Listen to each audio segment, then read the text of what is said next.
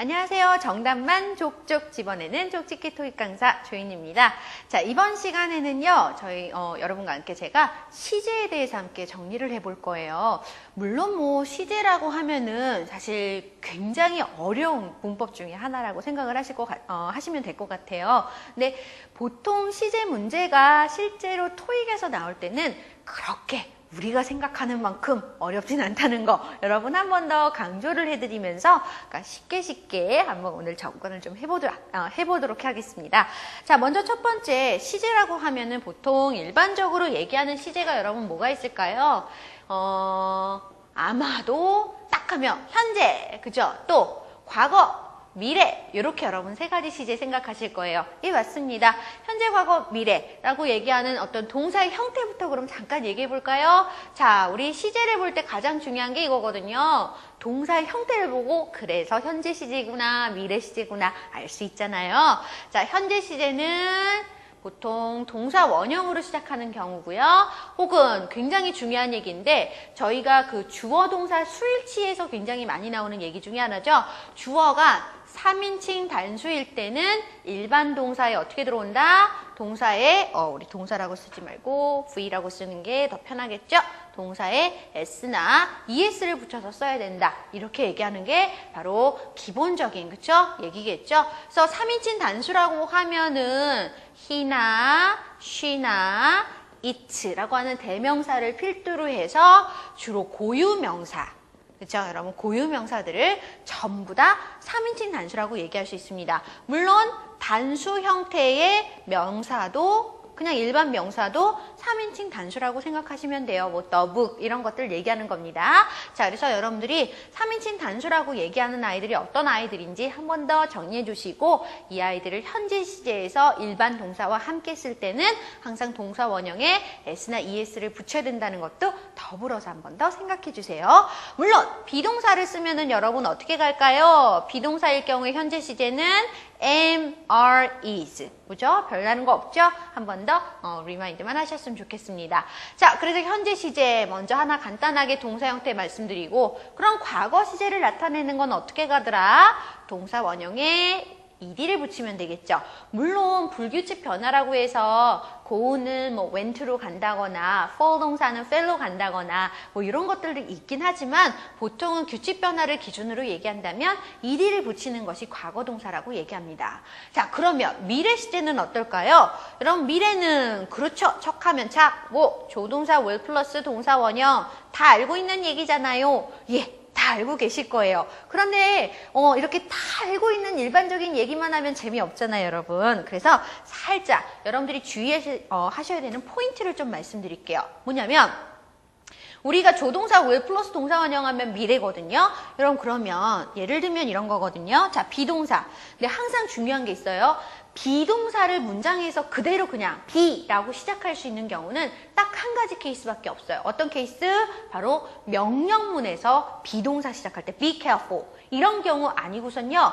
비동사는 일반적으로 여러분 동사의 형태로 일반적으로 쓸 때는 항상 어떻게 쓴다? am, are, is 현재 시제일 때는 그쵸? 혹은 과거 시제일 때는 was나 were 그쵸? 아까 여기다 썼어야 되는구나 그쵸? was나 were 이렇게 쓰는 경우, 그쵸? 아니면은 이제 조동사랑 같이 will이랑 올 때는 will be 이런 패턴 아니고서는 비동사를 사실은 원형 형태로 그대로 쓸 수 있는 경우는 명령문밖에 없습니다. 이것도 한 가지 팁으로 좀 알고 계세요. 자, 지금 제가 그래서 말하려는 게 뭐냐면 어쨌든 조동사 will 플러스 동사 원형을 보고 미래라고 얘기하는데 여러분 am, are, is라고 하는 비동사 플러스 이렇게 오는 경우가 있어요. 자, going to do, to 부정사죠. 또는 be about to do. 그쵸? 또는 우리가 얘기할 때 be going to do, be about to do 또는 be up to do 혹은 be supposed to do 라고 얘기하는 표현들 있죠. 그쵸? 자, 요런 표현들이 같이 왔을 때도 사실은 일종의 얘네들도 뭐다? 미래와 비슷한 시제를 갖는다고 판단해요. 미래에 가까운 아이라고 얘기하죠. 그래서 be going to do, 뭐뭐 할 예정이다. 막 뭐뭐 하려고 한다. 뭐뭐 하는 경향이 있다. 뭐뭐 할 것이다. 하도록 뭐 되어 있다. 뭐 이런 식의 얘기를 하는 아이들을 전부 다 보고 미래를 대신해서 쓰는 어구라고 해서 미래 대형 어구라는 표현을 씁니다. 어쨌든 뭐다? 바로 will 플러스 동사 원형만 무조건 미래 시제를 나타내는 것이 아니라 지금 보시는 이런 아이도 일종의 미래적인 개념을 가질 수가 있다는 거예요. 어떻게 시작할 때? am, is 플러스로 시작할 때요. 자, 뭔지 아시겠죠, 여러분? 그래서 미래 대용 어구라는 말도 미래를 나타낼 수 있다는 거 한 번 더 같이 정리해서 받으셨으면 좋겠습니다. 자, 그래서 우선은 가장 기본적인 현재, 과거, 미래에 대한 동사 형태를 먼저 말씀드렸어요. 자, 그러면 그 다음 얘기. 어떤 때 현재를 쓰고 어떤 땐 과거 쓰고 어떤 땐 미래를 쓸까요? 자, 여러분 무엇이다? 우선은 과거부터 볼까요? 자, 과거라고 얘기하는 표현은 어떤 때 쓸까? 이미 일어났던 일이죠. 그렇죠? 그래서 과거라고 하는 것은 수직으로 수직선, 시간의 수직선을 들어서 얘기를 하자면은 현재를 기점으로 현재보다 이전에 일어났던 어떤 일에 대해서 얘기하면 전부 다 그게 과거예요. 그렇죠? 자, 그래서 지금이 만약에 오후예요. 그렇죠? 그러면 오늘 오전에 있었던 일은 지금이 현재니까 현재를 기준으로 전이죠. 그러니까 과거겠죠. 이런 식으로 여러분들이 판단하시면 돼요. 그래서 과거는 이미 일어났던 일, 예전에 일어났었던 일, 어떤 한때 일어났던 일을 얘기할 때 바로 과거라는 얘기를 씁니다. 그러면 미래는 어떨까요?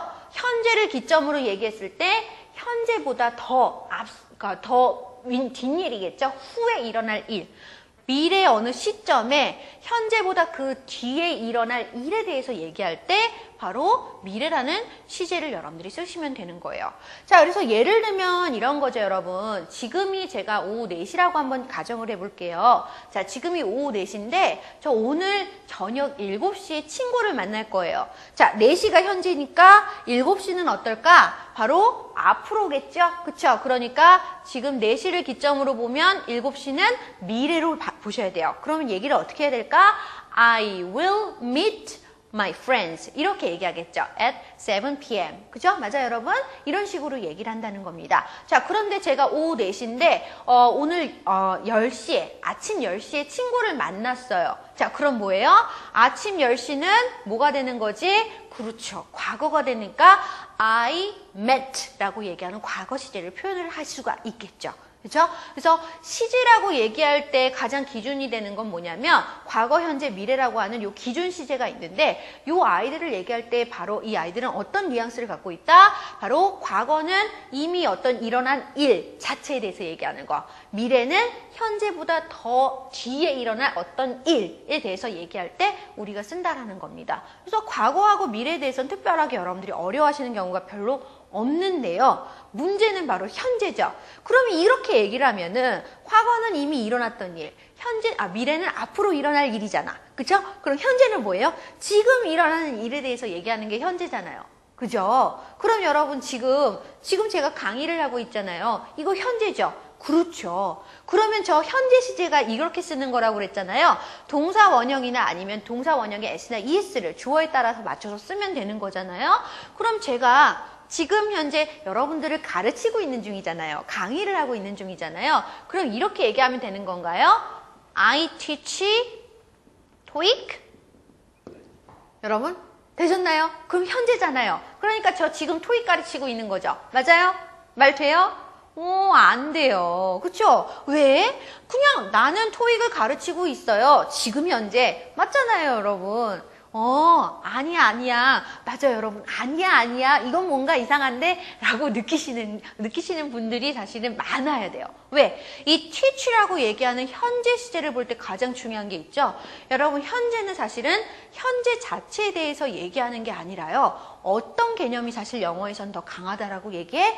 바로 현재의 주기를 가지고서 계속해서 반복적으로 일어나는 일들을 주로 우리가 현재 시제로 표현한다고 얘기합니다. 즉, 제가 I teach TOEIC이라고 얘기하면요. 사실 지금 현재 제가 토익을 가르치고 있다라고 얘기하는 뉘앙스가 강한 게 아니라요. 저는 토익을 가르치는 일을 주 업무로 하고 있는 사람이에요. 제 일은 토익을 가르치는 것입니다. 라고 얘기하는 게 더 강하다는 얘기예요. 왜? 습관적으로 계속해서 매 시간마다 토익 가르쳐드리죠. 매일매일 여러분들과 함께 토익을 가르치면서 만나고 있잖아요. 이런 경우가 아니고서는 사실 I teach TOEIC이라고 말할 수가 없다는 얘기예요. 저는 지금 가르치고 있는 건 어떻게 그런 표현을 할까요? 자, 지금 현재 이 시점, 현재에서도 그 어느 하나의 시점, 일시적인 시점을 강조하는 거거든요. 그래서 지금만 가르치는 거죠, 여러분. 제가 지금 현재로서는 동영상에서는. 맞아요? 자, 그래서 그럴 때는 사실 뭘 쓰는 거냐면 이런 단순 현재 시제가 아니라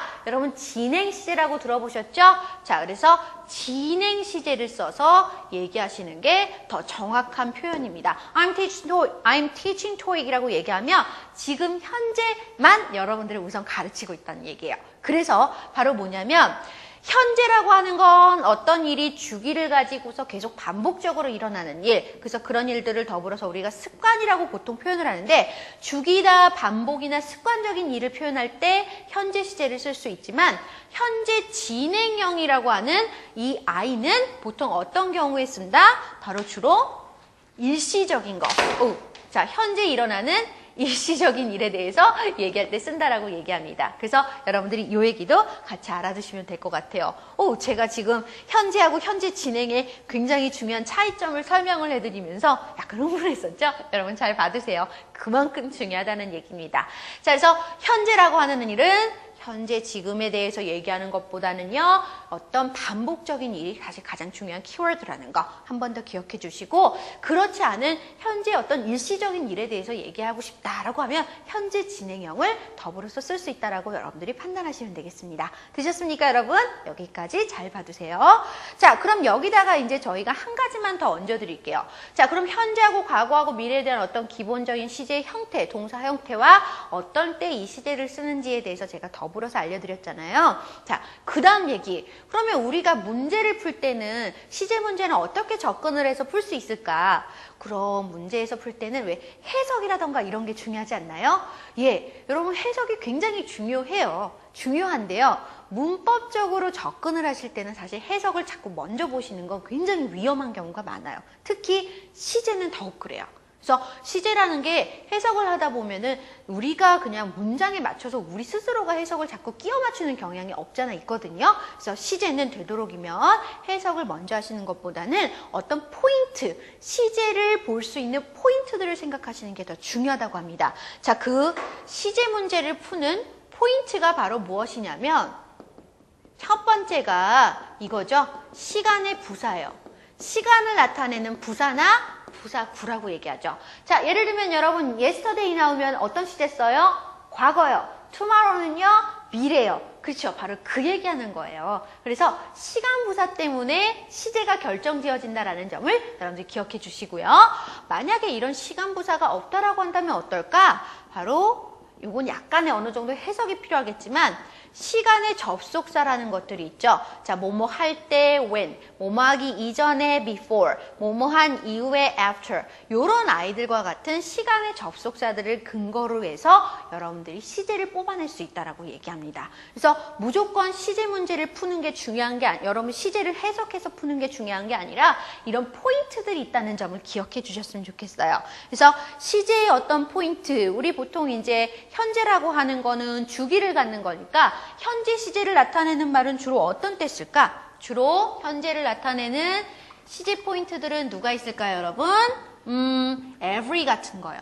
every 플러스 시간 명사가 들어오면 예를 들면 I teach TOEIC every day. 그쵸? 전 매일매일 토익을 가르쳐요. 그쵸? 이럴 때 여러분들이 현재 시제 개념 어떤 개념인지 아시겠죠? 그래서 every 플러스 시간 명사가 바로 대표적인 현재 시제를 가져오는 시간 부사구가 되겠고요. 물론 항상 어떤 반복적이고 주기적인 일을 포인트로 잡아서 얘기를 한다면 빈도 부사를 쓸 수가 있어요. 항상이라고 하는 always나 usually 같은 아이들을 보통 대개라는 뜻을 갖고 있죠. 이런 아이들을 같이 쓰게 되면 현재 시제를 주로 많이 받게 된다라고 여러분들이 보시면 되겠고요. 자, 두 번째, 그럼 과거 시제를 가져오는 어떤 시제 포인트는 뭐가 있을까? 자, 과거 시제는 아까도 얘기했지만 yesterday, 그쵸? 또는 last나 past 같은 아이가 있어요. 지난이란 뜻을 갖고 있는 형용사인데 얘가요, 여러분, 시간 명사, 예를 들면 day, week, year 이런 아이들의 시간 명사를 받게 되면 지난해, 지난주, 지난날 이런 식의 과거의 시제를 갖고 오게 됩니다. 그쵸? 그래서 얘네들이 과거 시제를 가져오는 대표적인 시간부사구가 되겠고요. 자, 또는 뭐 last past 말고 또 뭐가 있을까요? 우리가 얘기할 때 여러분 굉장히 중요한 건데 ago라고 얘기하는, 전에라고 얘기하는 부사가 있어요. 근데 이 부사는 굉장히 중요한 게요. ago 단독으로 쓰이는 게 아니라 항상 이렇게 시간명사 플러스 ago예요. 그래서 2년 전에 라고 얘기할 때 이럴 때 여러분들이 바로 과거 시제를 쓸 수 있다라고 판단하시면 되겠습니다. 되셨습니까? 또는 물론 뭐 그 당시에 라고 얘기하는 표현으로 at that time 같은 아이들이 바로 또 올 수가 있어요. 과거 시제랑 올 수 있는 시간부사고요. 자, 마지막 세 번째 우리 미래 시제를 가져오는 시간부사. 아까도 얘기했네요, 여러분. tomorrow 있었고요. 자, 또 그렇죠? next, 다음이란 뜻으로서 next 다음에 역시 day, week, year 같이 시간명사 오면은 얘가 바로 미래 시제를 기준점으로 잡아주는 아이가 되기 때문에 미래 시제를 가져올 수 있다. 뭐 이런 것들 여러분들이 같이 봐두시란 얘기입니다. 자, 그래서 우리가 오늘 저희가 간단하게 시제에 대한 아주 기본적인 시제 얘기를 해드렸어요, 여러분. 현재, 과거, 미래에 대한 얘기를 해드리면서 동사 형태는 어떻게 쓰이는지, 또한 더불어서 미래 시제에서는 미래 대용어구라는 것이 있으니까 좀 주의해라. 그리고 이러한 문제, 시제를 봤을 때 시제 문제를 결정짓는 사실 요소가 시간 부사구나 시간 접속사가 있기 때문에 그 점을 또한 잘 포인트로 잡아서 알아둬라 라는 얘기까지 먼저 해드렸습니다. 나머지 조금 더 깊숙한 얘기들은 또 수업 시간에 정리를 해드릴 거니까요. 그때까지 조금만 기다려 주시고요. 요 얘기들부터 먼저 차근차근 잘 정리해 주시고 저희는 다음 시간에 뵙겠습니다. 오늘 수고하셨습니다.